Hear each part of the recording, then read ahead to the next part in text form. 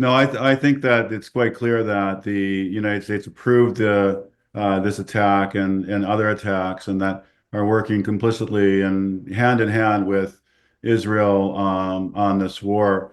My main concern is that currently, already in this very early days of this war, this U.S.-Israeli war, there's already been devastating humanitarian toll. The key principle I'd like to convey today is that war always hurts those who are most vulnerable first, children, women, the elderly, and marginalized communities. And Kurdistan has always been, in harm's way because of its heart, because of the way it welcomes people who are displaced. So today, I really would like to focus on the human impacts rather than so much the military or political speculation that we hear, because this is a U.S. war. This is an Israeli war, um, and um, and that's been made clear by the response, not only in the region, of course, but internationally.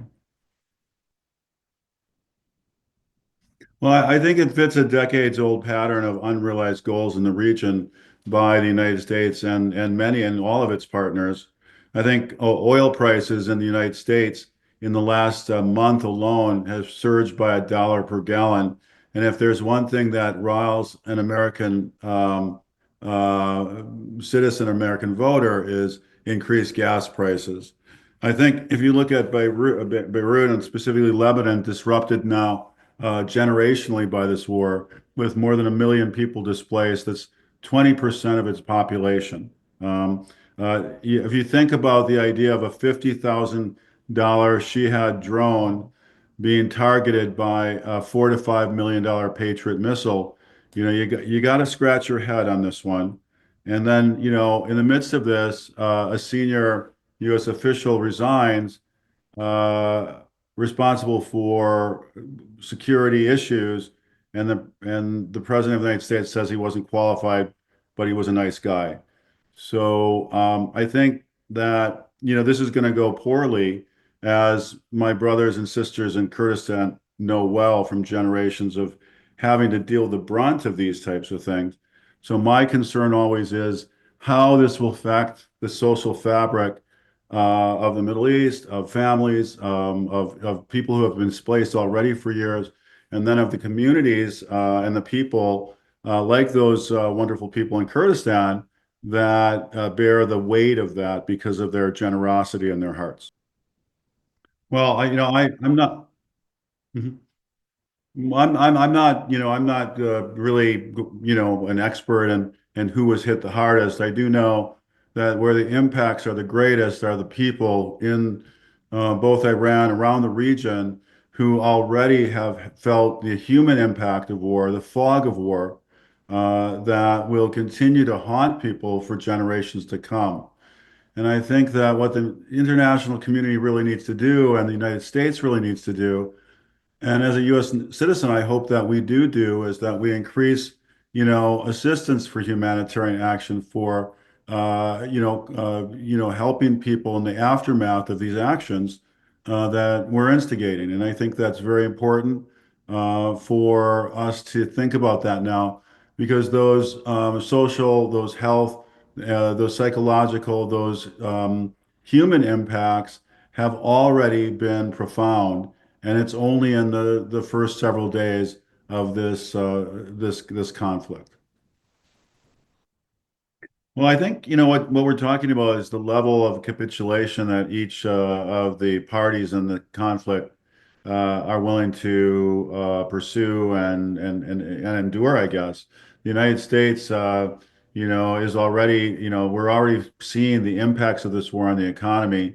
We're already hearing murmurings from the American people who really, really don't like high gas prices. I mean, it's a little weird, but when the price of gas goes up, that's when you get the attention of an American.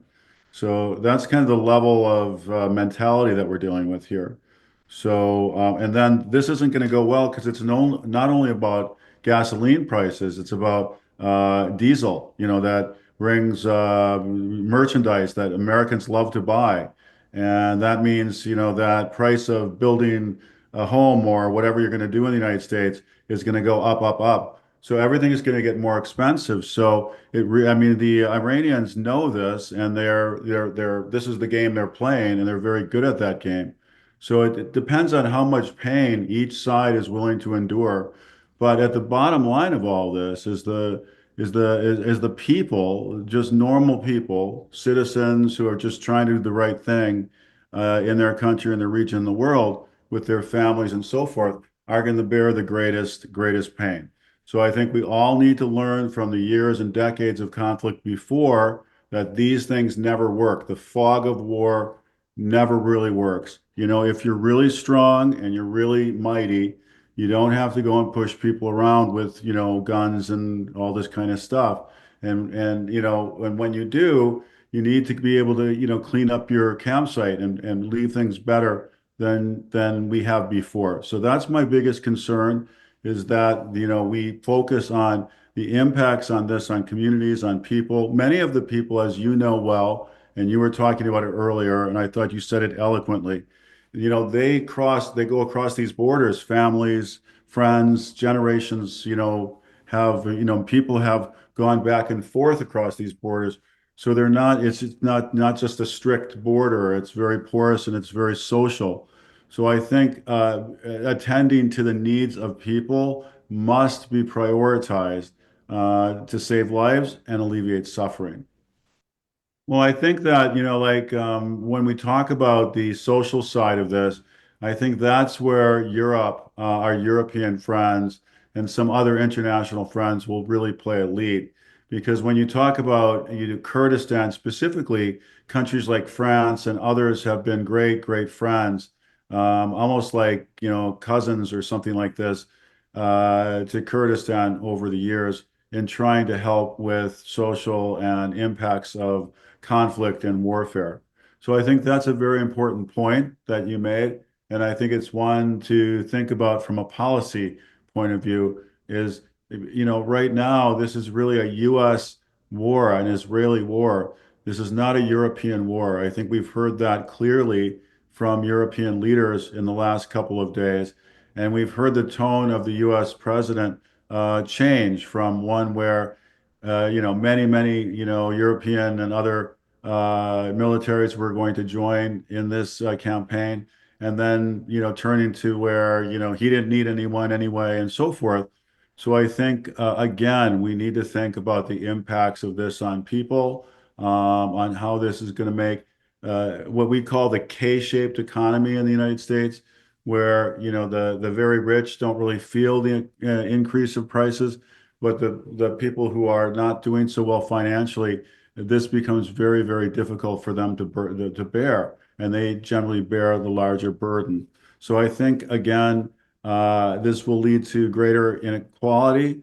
I think Kurdistan prices will go up for normal citizens because they're very generous and their hearts are very big, and they allow many people to come, and join them and try to live a normal life.